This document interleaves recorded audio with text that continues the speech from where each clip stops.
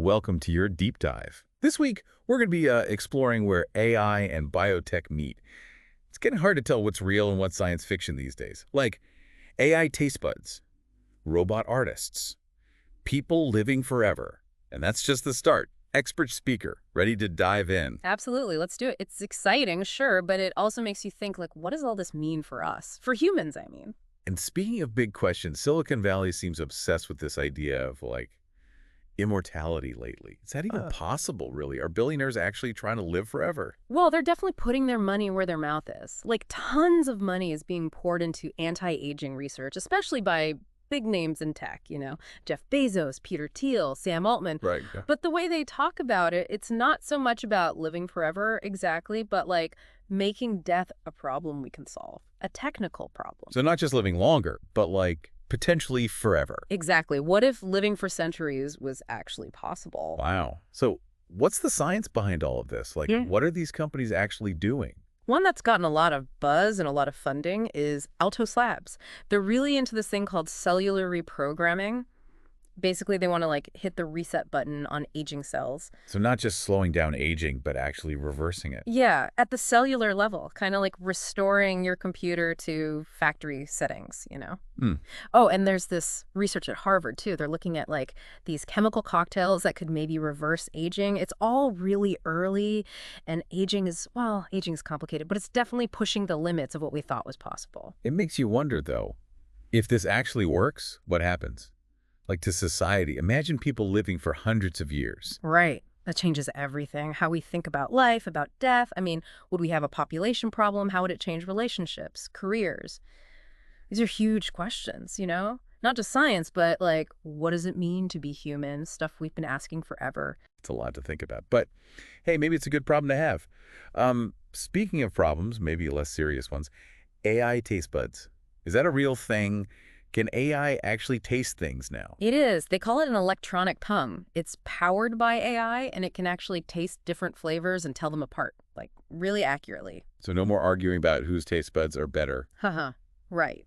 But it's more than that. This could change how we think about food science, quality control. Imagine AI helping chefs make, like, the perfect dish, or making sure food's safe, or even bringing back recipes that have been lost. That's wild. Mm. But it also makes you think, what about, like, human senses, expertise?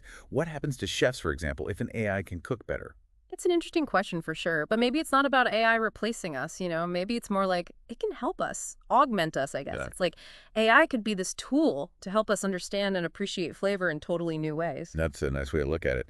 But while we're on the subject of tech giants, it seems like Apple is kind of falling behind in the AI race. Is that true? Yeah, there's definitely been some buzz about that. They're trying to make Siri smarter, which we've all been waiting for that, right?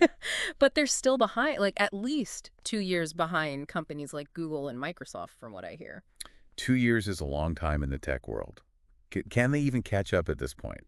It's a real challenge. Don't get me wrong, Apple makes beautiful stuff, and it's so easy to use, but AI isn't really their thing, has been. It'll be interesting to see if they can, like, use what they're good at to make AI that people actually want to use. They've surprised us before. True, true. But while Apple tries to catch up, some people are saying AI is already moving too fast.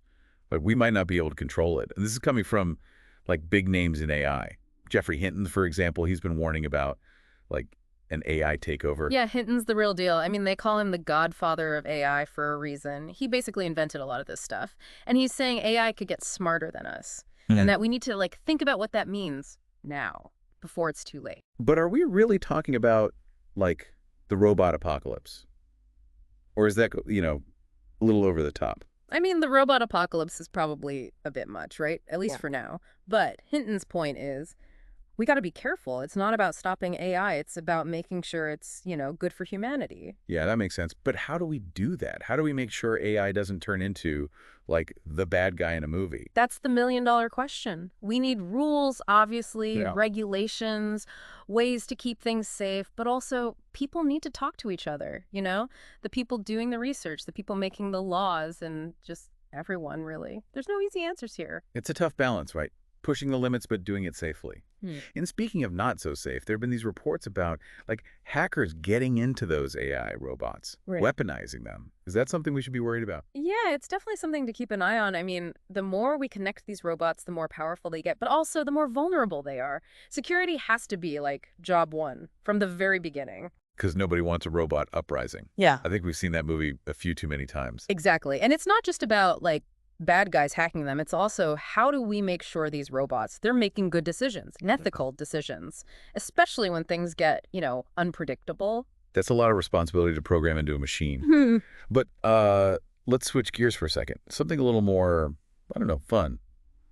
Robot artists. There's this humanoid robot, and its art is going up for auction. What do you think? Is that real art? It's definitely shaking things up in the art world. Makes you think, what is art, really? Is it just about, like, being able to paint something beautiful? Yeah. Or is it more about feelings? Or, like, what the artist meant to say, if a robot makes something amazing but it doesn't feel anything, is it still art? It's a good question. Would you buy a piece of art from a robot? Maybe. I'd want to know more, like, how did it do it? Is it just copying other artists, or is it coming up with new stuff? That's where it gets really cool. AI is always pushing the boundaries. And speaking of which, we have to talk about Meta, right? They're really going for it with this AGI thing. Artificial General Intelligence. What is that exactly? So AGI, that's like the ultimate goal for AI research. It's about making machines that can think like us. Like really think and learn, not just do one thing really well, but learn all kinds of stuff, like humans. So not just like chess or recognizing faces, but actually understanding stuff, making decisions. Exactly, and that's what Meta's trying to do. Make AI that can look at tons of information and figure things out, just like we learn from experience, how to plan, how to solve problems, how to deal with new situations. Sounds intense. I mean, if they can pull it off, what does it even mean for like the future? That is the billion-dollar question. AGI could change, well, everything. Medicine, education, even how we get around. But, and this is a big but, it brings up some serious questions about, like, what's our place in the world if machines can think for themselves? It's like we're opening this door to the future, but we don't know what's on the other side. Exciting, but also a little scary. And like any powerful tool, it's all about how we use it. So true. So much to think about. AI taste buds, billionaires trying to live forever, AGI. It's like we're living in a science fiction movie. Yeah, except it's real, and it's happening now. It's kind of mind-blowing when you really think about it, how fast things are changing, and how different our world could look, even in our lifetime. It really is. Makes you think. So, expert speaker, as we wrap things up here, any last thoughts for our listeners?